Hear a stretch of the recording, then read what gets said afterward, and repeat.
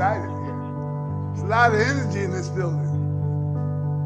You really bring it. First of all, just giving honor to God and just to the Board of Trustees here. I want to compliment you and all the members for keeping it together without a minister. Give yourself a hand.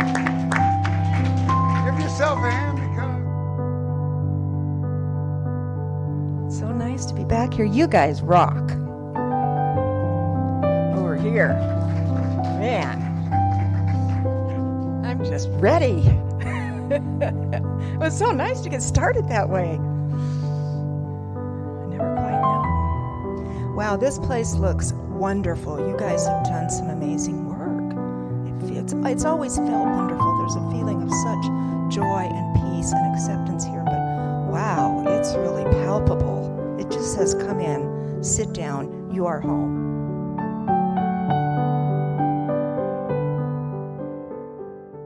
You know, I feel sort of like Jacqueline Kennedy did one time when she was meeting with reporters. It was after the assassination and all that, and she said, you know, speaking of my husband, Jack, President Kennedy, I feel I should have a quote from Scripture or, you know, Shakespeare or Aeschylus. She said, but what keeps running through my mind is a tune from Lerner and Loewe from one of their shows. And it was, never let it be forgot that once there stood a spot for one brief shining moment that was here, known as Camelot. I feel, you know, this day, I wish, you know, what should be running through my head is something from the Bible or Shakespeare or Aeschylus. But what keeps running through my head is the last line from a Humphrey Bogart movie, Casablanca. Remember Casablanca? You know, he's playing Rick, a saloon keeper, and stuck in Casablanca. It's World War II. And he has a free pass to get out of Casablanca and come back to the United States.